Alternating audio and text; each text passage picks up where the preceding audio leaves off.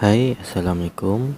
Nama saya Norman Ashmawi bin Napi, nombor matrik 24 DKM 21F 1171.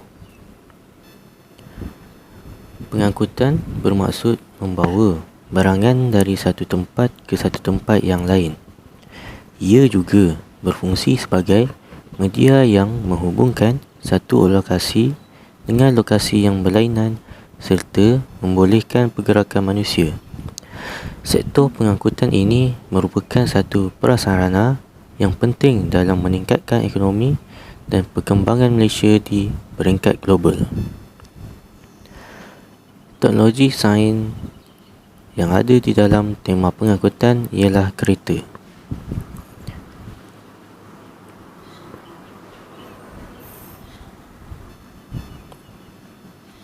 Kereta ataupun automobil ialah kenderaan bertayar 4 yang mempunyai enjin.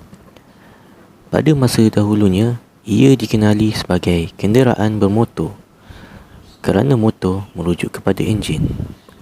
Kereta mempunyai tempat duduk untuk pemandu dan sekurang-kurangnya satu tempat duduk untuk penumpang dan selebih-lebihnya 7 orang. Kereta direka khas untuk bergerak di atas jalan raya dan mengangkut penumpang daripada membawa barangan.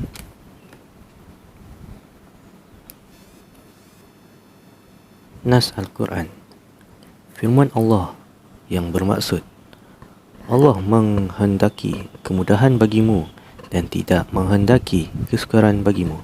Surah Al-Baqarah ayat 185. Dalil yang kedua, firman Allah yang bermaksud, maka sesungguhnya bersama kesulitan itu ada kemudahan. Sesungguhnya bersama kesulitan itu ada kemudahan. Surah Al-Insyirah ayat 5 dan 6. Dalil di atas menerangkan bahawa Allah membenarkan segala kemudahan yang ada di dunia ini digunakan dalam kehidupan seharian bagi mengelakkan kemudaratan seseorang itu. Hello, nama saya Muhammad Zafirul Haq. Nombor matrik 24 DKM 21F 1177. Kaedah fiqh. Kesukaran menjadi sebab kepada kemudahan dan keringanan. Masalah atau kesukaran atau kesempitan yang dimaksudkan dalam kaedah ini adalah merujuk kepada beberapa keadaan kesukaran yang melampaui tahap kebiasaan bagi manusia normal.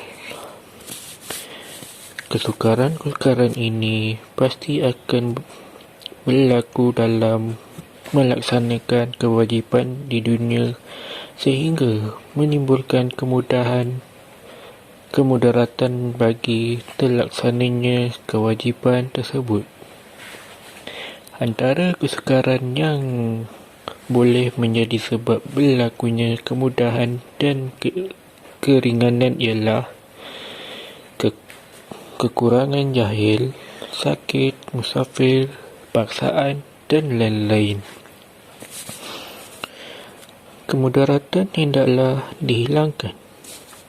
Kemudaratan dalam kaedah ini bermaksud sesuatu perkara yang menjadi kesukaran bagi tercapainya kepentingan asasi kehidupan manusia yang melibatkan agama, nyawa, maruah, keturunan, akal dan harta. Prinsip syariah. Sifat sukakan pendekatan wasatiyah ini boleh dikatakan sebagai sesuatu fitrah anugerah Tuhan yang dimasukkan dalam diri sejak ia dilahirkan ke dunia. Perasaan sukakan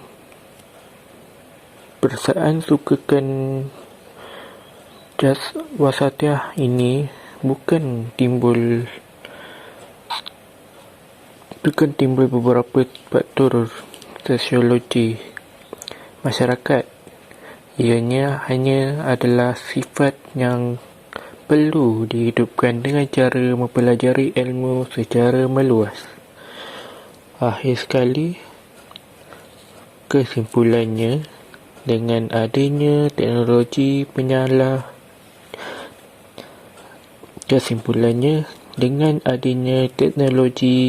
pengangkutan, ia memberi kemudahan kepada manusia untuk bergerak ke suatu tempat dengan cepat dan dapat melaksanakan ibadah dengan mudah. Hal ini kerana manusia lebih cenderung untuk menaiki kenderaan kita supaya menggunakan teknologi yang disediakan ke arah kebaikan.